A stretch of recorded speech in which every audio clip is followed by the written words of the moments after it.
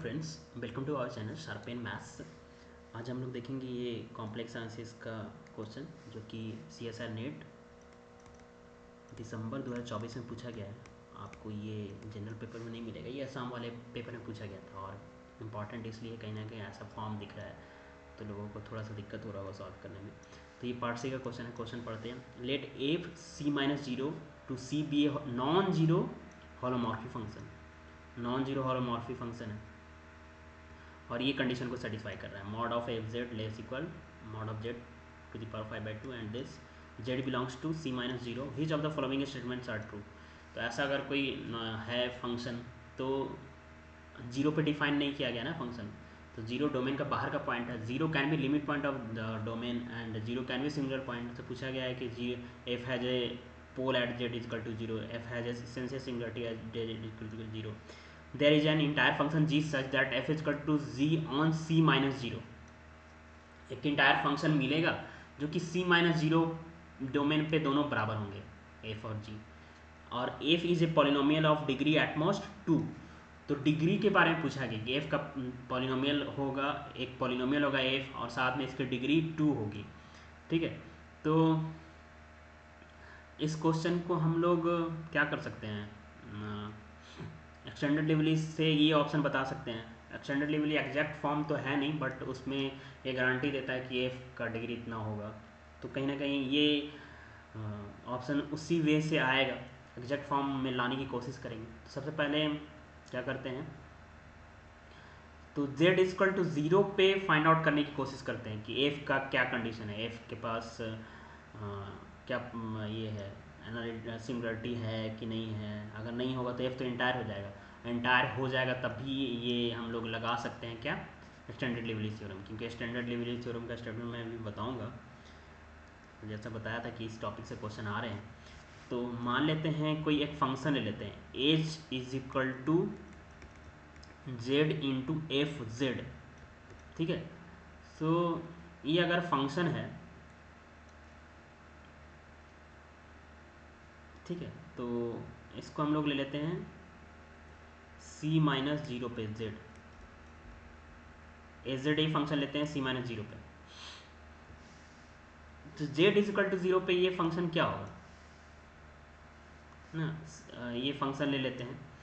तो z is equal to 0 पे function निकालते हैं। जेड इज इक्वल टू 0 पे इसका लिमिट इसी से निकलेगा, लिमिटिंग वैल्यू। तो जेड इज इक्वल टू 0 पे क्या करेंगे, mod of f z h z is equal to mod of z mod of f z.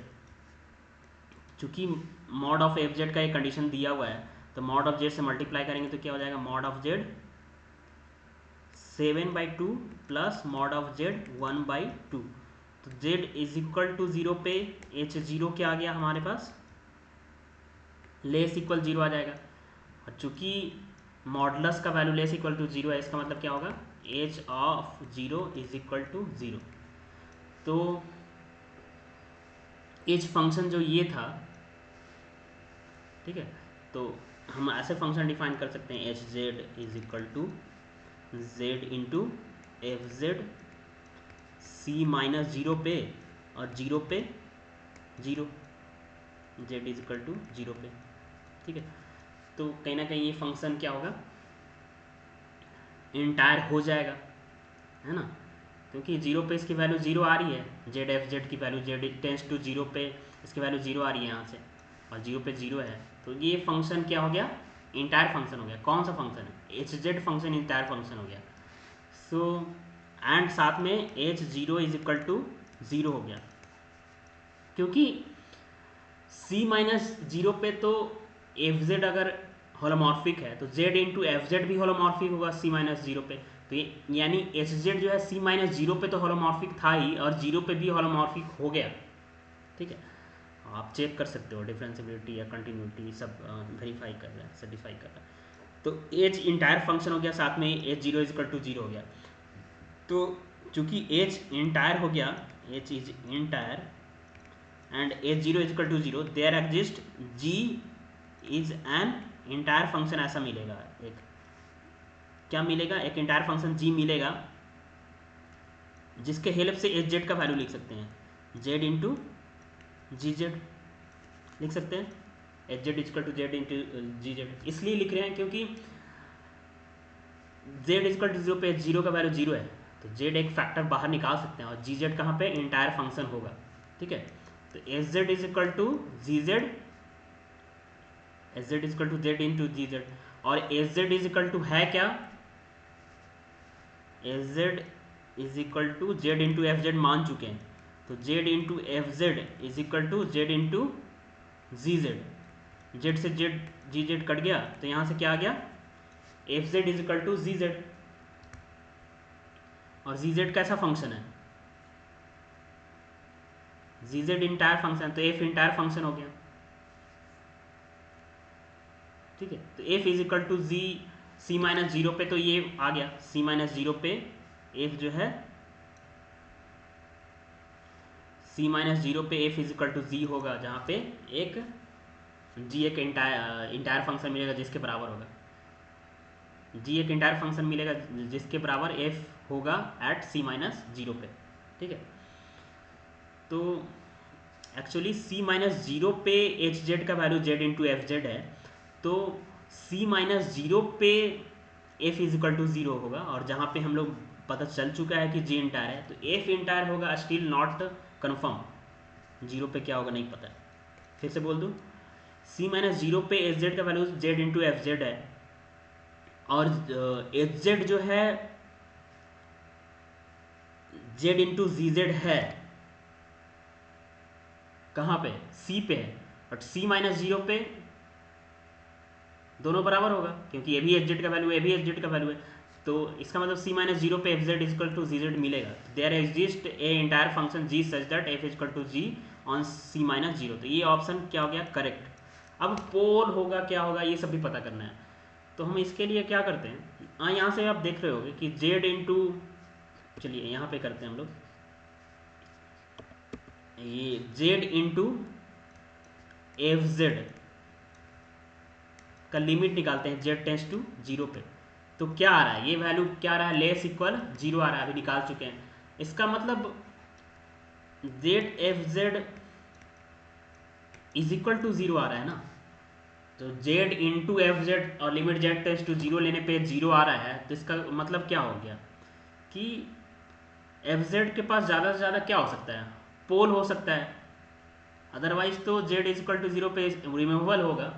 और मान लेते हैं जेड मल्टीप्लाई करने पर लिमिट लगाने पर z is equal to zero आ जा रहा है, इसका मतलब क्या हो जा रहा है, एक्चुअली पोल होता है, सिंपल पोल होता है, तो जेड इंटू एफ जेड करने पे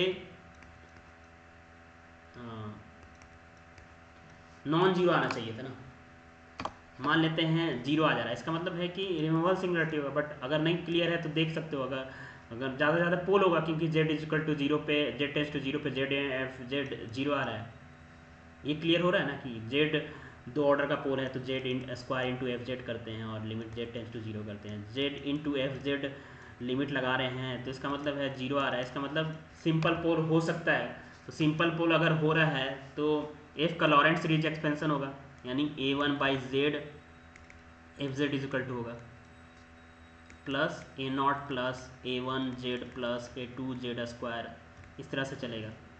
ठीक है,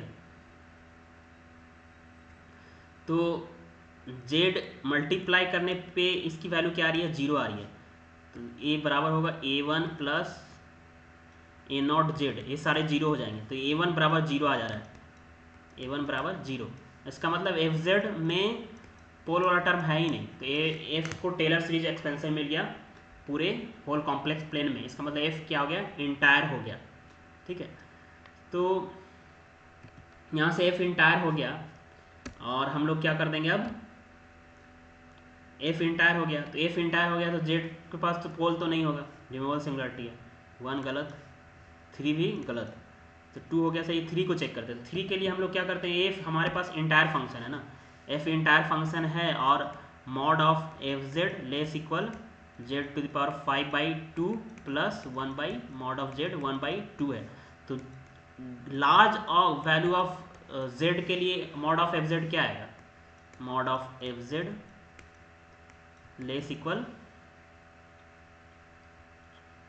ये वैल्यू क्या हो जाएगा, या फिर इसको ऐसा लिख सकते हैं 5/2 + 1।